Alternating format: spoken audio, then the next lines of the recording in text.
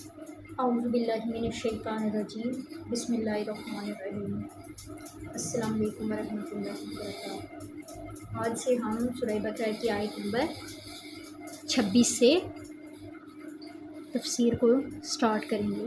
یہ جو ہے ان اللہ لا یستحی، یہ آیت نمبر 26 ہے۔ کیا ہے کہ یقیناً اللہ اس سے نہیں شرماتا کہ بیان کرے کوئی مثال مچھر کی یا اس چیز کی جو اس سے بڑھ کر ہے۔ اب کفار کی طرف سے قرآن کے بارے میں کئی اعتراضات اٹھائے جاتے تھے اور کبھی بھی وہ جو ہے اس چیلنج کا مقابلہ نہیں کر سکتے تھے۔ جیسے قرآن کے مقابلے میں کوئی صورت لانا تو ان کے لیے ممکن ہی نہیں تھا، لیکن کیا کرتے تھے کہ ادھر ادھر سے اعتراض کرتے تھے۔ اب اس لیے جو ہے یہاں پہ مچھر کی مثال دی گئی ہے، یعنی حقیر سی چیز۔ تو جو لوگ صاحب ایمان ہیں وہ جانتے ہیں کہ یہ یقیناً حق ہے ان کے رب کی طرف سے، کہ جو لوگ صاحب ایمان ہیں وہ کیا ہے، وہ جانتے ہیں کہ فیعملون، جانتے ہیں کہ یہ حق من ربہم، ان کے رب کی طرف سے حق ہے۔ اور جنہوں نے کفر کیا سو وہ کہتے ہیں کہ کیا مطلب تھا اللہ کا اس مثال سے۔ کون سی مثال؟ کہ اللہ یقیناً اس سے نہیں شرماتا کہ بیان کرے کوئی مثال مچھر کی یا اس چیز کی جو اس سے بڑھ کر ہے۔ تو کیا ہے کہ جنہوں نے کفر کیا سو وہ کہتے ہیں، اب حق کے جو منکر تھے وہ اس پہ اعتراض کر رہے تھے کہ اس مثال نے اللہ نے کیا مراد لی۔ اب اس سے جو یہ جو آیت کا حصہ ہے، جنہوں نے کفر کیا سو وہ کہتے تھے کہ کیا مطلب تھا اللہ کا اس سے۔ اب اس سے آگے کا جو حصہ ہے اس میں وہ بڑا اہم ہے، اس جو ہے آیت کا۔ یضل بہ کثیرا، گمراہ کرتا ہے اللہ کو اس کے ذریعے سے بہتوں کو، اور ہدایت دیتا ہے اسی کے ذریعے سے بہتوں۔ کیا یہ اس میں کیا بیان کیا جا رہا ہے کہ ان مثالوں کے ذریعے اللہ تعالیٰ بہت سو کو گمراہی میں مبتلا کرتے ہیں اور بہت سو کو راہ راست دکھاتا ہے۔ اب معلوم ہوا کہ ہدایت اور گمراہی کا دار و مدار انسان کی اپنی جو داخلی کیفیت پر ہے۔ آپ کے دل میں خیر ہے، بھلائی ہے، آپ کی نیت طلب ہدایت اور طلب علم کی ہے تو آپ کو اس قرآن سے ہدایت مل جائے گی۔ اور اگر دل میں کینہ ہے، نفرت ہے، نیت خراب ہے، فساد ہے، تو اس کے ذریعے سے اللہ آپ کو گمراہی میں اضافہ کرے گا۔ لیکن اللہ تعالیٰ کا کسی کو ہدایت دینا اور کسی کو گمراہی میں مبتلا کر دینا یہ نہیں ہے کہ کسی قاعدے اور قانون کے بغیر نہیں ہے، اور نہیں گمراہ کرتا وہ اس کے ذریعے سے مگر صرف سرکش لوگوں کو۔ وما، کیا ہے کہ وما یضل بہ الا الفاسقین، کیا ہے کہ اللہ تعالیٰ نہیں گمراہ کرتا کسی کو بھی اس کے ذریعے سے، مطلب ان مثالوں کے ذریعے سے، لیکن کن کو کرتا ہے؟ صرف سرکش لوگوں کو۔ اب اس سے گمراہی سے صرف انہی کو مبتلا کرتا ہے جن میں تکبر ہے اور سرکشی ہے۔ اب اگلی آیت میں ان کے اوصاف جو ہے وہ بیان کیے گئے ہیں۔ اگلی آیت کون سی ہے؟ یہ آیت نمبر 27، ٹھیک ہے، کہ جو توڑ دیتے ہیں اللہ سے کیے ہوئے عہد کو مضبوط باندھ لینے کے بعد۔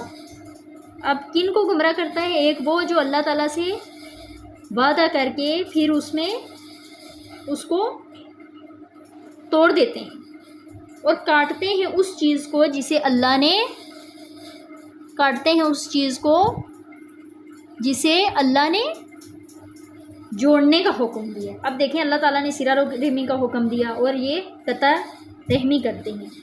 مال کی طلب میں مال ہتھیانے کے لیے بھائی بھائی کو ختم کر دیتا ہے۔ انسان اپنی ذاتی اغراض کے لیے اپنے تکبر اور کی خاطر تمام جو ہے اخلاقی حدود کو پسے پوش ڈال دیتے ہیں۔ وَيُفْسِدُونَ فِي الْأَرْضِ، کیا ہے کہ وہ یفسدون فی الارض، اور زمین میں فساد برپا کرتے ہیں۔ یفسدون فی الارض، کیا کرتے ہیں کہ زمین میں فساد برپا کرتے ہیں۔ وَأُولَئِکَ هُمُ الْخَاسِرُونَ، یہی لوگ نقصان اٹھانے والے ہیں۔ اب یہ جن لوگوں کو گمراہ کرنے کے لیے بیان کیا گیا ہے ان کے لیے بارے کہ کون کون سے ہیں جن کو گمراہ کرتا ہے اللہ سبحانہ و تعالیٰ۔ اب کون سے لوگ ہیں جو وعدہ کرتے ہیں اس کو توڑ دیتے ہیں، اللہ نے جسے جوڑنے کا حکم دیا ہے اس کو توڑتے ہیں، زمین میں فساد برپا کرتے ہیں، اور یہی لوگ کون ہیں؟ اولئک هم الخاسرون، خسارے میں ہیں جو خسارہ اٹھانے، نقصان اٹھانے والے ہیں، اور یہ لوگ دائمی نقصان اٹھانے والے، آخرت میں نقصان اٹھانے والے ہیں۔ اب آیت نمبر 28 کیا ہے یہ؟ تم کیسے کفر کرتے ہو اللہ کا حالانکہ تم مردہ تھے، پھر اس نے تمہیں زندہ کیا، پھر وہ تمہیں مارے گا، پھر جلائے گا، پھر تم اسی کی طرف لوٹائی جاؤ۔ اب جو ہے اس میں اس آیت میں کیا بیان کیا جا رہا ہے کہ تم یعنی اللہ تعالیٰ سے کیسے کفر کرتے ہو، کیسے منکر ہوتے ہو کہ وہی تھا جس نے تمہیں مردہ تھے پھر اس نے تمہیں زندہ کیا، پھر وہ تمہیں مارے گا جب حشر میں جو ہے یوم حساب آخرت کے دن جب اللہ تعالیٰ اٹھائے گا اور پھر اس کے بارے میں جزا اور سزا کا فیصلہ ہوگا، اور پھر جو ہے اب یہاں پہ گویا پہلی مرتبہ کا زندہ کیا جانا ہو گیا کہ جب وہ انسان پیدا ہوتا ہے اس میں روح پھونکی جاتی ہے، ہم اس دنیا میں اپنے حسد کے ساتھ زندہ ہو گئے، ہمیں پہلی موت کو نیند سے جگا دیا، اب ہمیں جو موت آئے گی وہ ہماری دوسری موت ہوگی، اس کے نتیجے میں ہمارا جسد وہیں چلا جائے گا جہاں سے آیا تھا یعنی مٹی میں، اور ہماری روح بھی وہیں چلی جائے گی جہاں سے آئی تھی۔ اب آیت نمبر 29 کیا ہے؟ هو الذی خلق لکم، کہ وہی ہے جس نے پیدا کیا تمہارے لیے جو کچھ بھی زمین میں ہے، پھر وہ متوجہ ہوا آسمانوں کی طرف اور انہیں ٹھیک ٹھیک 7 آسمانوں ثم استوى الی السماء، تو کیا ہے پھر وہ متوجہ ہوا آسمانوں کی طرف اور انہیں ٹھیک ٹھیک 7 آسمانوں کی شکل میں بنا دیا۔